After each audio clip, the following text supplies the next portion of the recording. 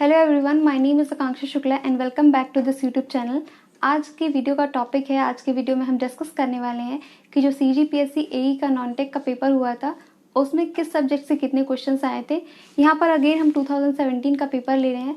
उस टाइम पे क्या हुआ था कि जो ये नॉन टेक वाला पेपर था उसका री एग्ज़ाम हो गया था, 2 बार एग्जाम्स हुए थे। बट यहाँ पर जब पहली बार हुआ था उसका हम यहाँ पे एनालिसिस करने वाले हैं। इस टॉपिक पे मैं एक बार और वीडियो बना चुकी हूँ, बट उस टाइम पे हमने पर्टिकुलर ये डिस्कस नहीं किया था कि किस सब्जेक्ट से कितने क्वेश्चन आए। तो आज की वीडियो में हम बेसिकली यही करने वाले हैं। फिर इसके बाद हम देखेंगे कि आप इस पेपर को किस तरह से आप तैयार कर। सबसे पहले आप यहाँ हिस्ट्री से देखिए, हिस्ट्री से टोटल क्वेश्चन है 10 क्वेश्चन आए हुए हैं। उसके बाद अगर आप ज्योग्राफी से देखेंगे तो 11 क्वेश्चन है। उसके बाद पॉलिटी से यहाँ पे 16 क्वेश्चन है। उसके बाद इकोनॉमिक्स से यहाँ पे 4 क्वेश्चन है। तो यहाँ पर अगर आप देखेंगे, जैसे फॉर एग्जांपल पहले जो सिविल इंजीनियरिंग का पेपर था उसमें जो क्वेश्चंस थे वो थोड़ा एक सीक्वेंस में थे कि पहले मान लो मॉस का क्वेश्चन आ गया, फिर उसके बाद 5 क्वेश्चन स्ट्रक्चर के आ गए, स्ट्रक्चर के बाद 4 क्वेश्चन आरसीसी के आ गए। तो इस तरह से एक पैटर्न था, भले ही लास्ट में थोड़ा रैंडम कर दिया गया था। बट यहाँ पे जो नॉन टेक का पेपर था उसमें जैसे पहला क्वेश्चन मान लो ज्योग्राफी का है तो उसके बाद दूसरा क्वेश्चन वहाँ पे पॉलिटी का डला हुआ था। तो इस तरह का उसमें थोड़ा रैंडम था। तो फिर भी मैंने जो सब्जेक्ट्स थे उनको ऐसे इस तरह से अरेंज किया है। यहाँ पे जैसे आप एक चीज़ देखेंगे तो जैसे मान लीजिए इन्वायरमेंट से यहाँ 3 क्वेश्चंस मैंने लिखा है। तो जैसे फॉर एग्जांपल इन्वायरमेंट से रिलेटेड कोई पॉलिसी है या फिर कोई गवर्नमेंट स्कीम है तो वो करंट अफेयर्स में मैंने डाल दिया। इसलिए आपको देखेंगे तो 17 क्वेश्चंस कहाँ है, करंट अफेयर्स है। क्योंकि कुछ कुछ ऐसे टॉपिक्स है जो थोड़ा ओवरलैप कर जाता है, जैसे for example science and tech से कोई करंट अफेयर है तो मैंने उसको करंट अफेयर्स की कैटेगरी में रखा है। तो इस तरह से ये टोटल 150 क्वेश्चन है। मतलब कि 75 जो मार्क्स होता है वो यहाँ पे इंडिया जीएस से आता है और जो छत्तीसगढ़ जीके से 50 क्वेश्चंस एंड अगेन जो 25 रिमेनिंग है वो कहाँ से आते हैं, एप्टीट्यूड एंड रीजनिंग से। इसके लिए मैं एक सेपरेट वीडियो बनाऊंगी एप्टीट्यूड एंड रीजनिंग को लेकर के। यहाँ पर हम क्या डिस्कस करने वाले हैं, मेनली जो जीएस का पार्ट है उसको हम देखने वाले हैं कि किस तरह से आप इसको प्लान कर सकते हैं, किस तरह से आप इसको प्रिपेयर कर सकते हैं। तो देखिए यहाँ पे अगेन यहाँ पे जो साइंस एंड टेक है इससे 8 क्वेश्चन आए हुए हैं। उसके बाद कंप्यूटर से रिलेटेड 6 क्वेश्चंस थे और फाइनली 17 क्वेश्चंस जो थे ये करंट अफेयर से रिलेटेड है। तो ये पूरा मार्क्स डिस्ट्रीब्यूशन है। इन सबको अगर आप टोटल करेंगे तो ये 75 मार्क्स है, 75 क्वेश्चंस है और 75 को मल्टीप्लाई करेंगे आप 2 से तो ये कितना हो गया, 150 मार्क्स का आपका ये इंडिया जीएस है। और उसके बाद यहाँ पे 100 मार्क्स का छत्तीसगढ़ जीके है और उसके बाद यहाँ पे 50 मार्क्स का ये एप्टीट्यूड एंड रीजनिंग है। तो सबको अगर आप ऐड करते हैं तो ये 300 मार्क्स का है। 300 मार्क्स का ये नॉन टेक का पेपर है और 300 मार्क्स का आपका टेक्निकल का पेपर है। दोनों को आप ऐड करेंगे तो टोटल 600 मार्क्स का है। एक चीज़ मैं और आप लोगों को बोलना चाहती हूँ, मैं जनरली एसीएफ के वीडियोस बनाती हूँ तो कल मैंने बाय मिस्टेक इसमें बोल दिया था नेगेटिव मार्किंग। इसमें कोई नेगेटिव मार्किंग नहीं होती है। आप पूरे 150 के 150 क्वेश्चन आप अटेम्प्ट कर सकते हैं, इसमें कोई भी नेगेटिव मार्किंग नहीं होती है। तो आपको ये चीज़ याद रखना है, एसीएफ में, सीजीपीएससी में और अदर पेपर्स जो होते हैं उसमें नेगेटिव मार्किंग रहती है, बट इसमें कोई भी नेगेटिव मार्किंग नहीं है। आप पूरा का पूरा अटेम्प्ट कर सकते हैं। तो इसमें बस आपको अपनी एक्यूरेसी का ध्यान रखना है, क्योंकि सब लोग यहाँ पे अटेम्प्ट करेंगे तो हो सकता है कि किसी का गेसिंग काफ़ी अच्छा हो तो उनका आंसर ज़्यादा सही हो जाए। तो इसलिए आपको एक्यूरेसी अपनी अच्छी रखनी है कि 150 में आप मैक्सिमम अपना आंसर जो है सही करें। तो चलिए सबसे पहले देखते हैं आप किस सब्जेक्ट को किस तरह से प्रिपेयर कर सकते हैं। तो सबसे पहले हम यहाँ पे हिस्ट्री की बात करेंगे, इंडियन हिस्ट्री की। आपको सिर्फ एमसीक्यूज वाला पेपर देना है, आपको कोई मेंस नहीं लिखना है। तो आपको सिर्फ फैक्चुअल चीज़ें पढ़नी है, ठीक है। तो इसके लिए अगर आप ये सब बुक यूज़ करेंगे, स्पेक्ट्रम वगैरह, आर एस शर्मा, तो ये सब थोड़ा सा क्या है, बहुत डिटेल बुक है। आपको सिर्फ नॉन टेक पेपर का सिर्फ एमसीक्यू सेक्शन देना है तो आपके लिए कोई इतना ज़्यादा डिटेल में पढ़ने की ज़रूरत नहीं, क्योंकि इससे क्वेश्चंस भी जो है वो एकदम डायरेक्ट क्वेश्चंस रहते हैं, फैक्चुअल रहते हैं। लाइक ये मूवमेंट कब हुआ, या फिर अगर मुगल वगैरह से, मेडिवल से है तो ये किस राजा ने बनवाया, या फिर राजा का सीक्वेंस, इस तरह के क्वेश्चंस रहते हैं। तो आप इसके लिए क्या कर सकते हैं, या तो आप 6 to 12 एनसीईआरटी कर लीजिए या फिर 9 to 12। अगर आप ये नहीं पढ़ना चाहते तो एक जिस्ट ऑफ एनसीईआरटी करके बुक आती है, ठीक है, महेश पर्णवाल की, वो मुझे इसके लिए ठीक लगी थी कि अगर आप थोड़ा ही आपको थोड़ा ऊपर ऊपर से पढ़ना है तो उसमें थोड़ा अच्छे से दिया हुआ है। आप चाहें तो उसको यूज़ कर सकते हैं, वरना मार्केट में और भी कई सारे ऑप्शंस हैं तो आप उसके लिए वो यूज़ कर सकते हैं।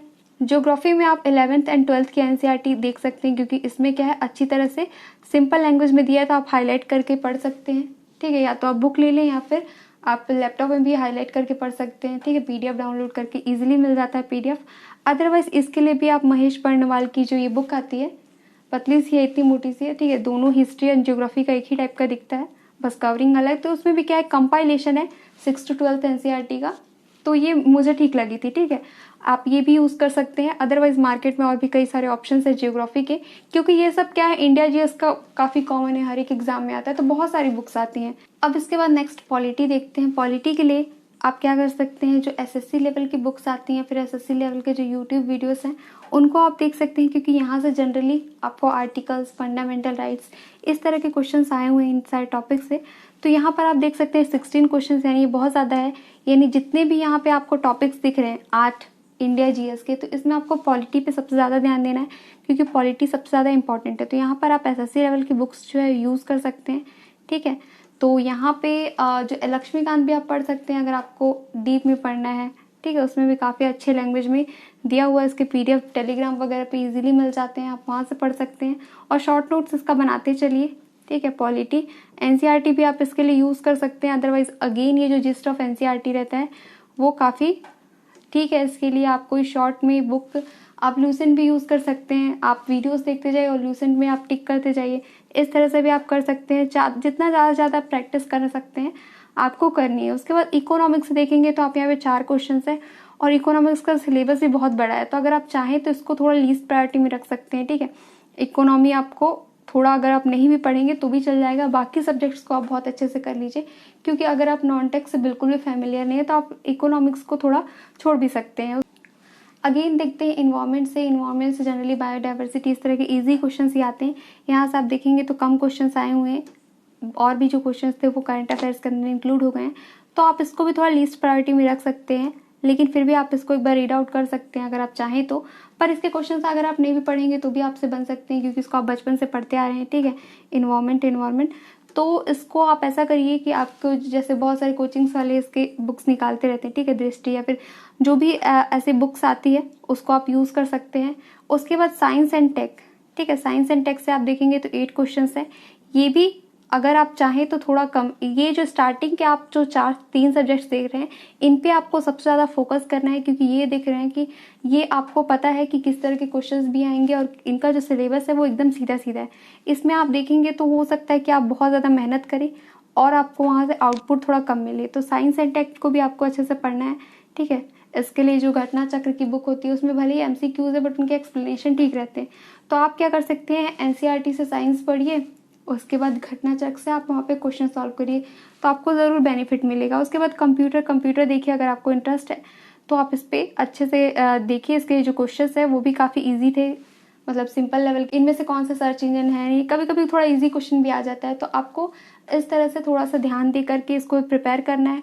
तो जो यहाँ के 3 सब्जेक्ट्स हैं इसको तो आपको बहुत अच्छी तरह से करना है। उसके बाद जो यहाँ पे इकोनॉमिक्स है इसको आप थोड़ा सा कम भी रख सकते हैं अपनी प्रायोरिटी लिस्ट में। बाकी इन्वायरमेंट को आप कर लेंगे, क्योंकि ये थोड़ा सा आपको यूँ बन जाएगा, इसमें ज़्यादा आपको एफर्ट लगाने की ज़रूरत नहीं पड़ेगी।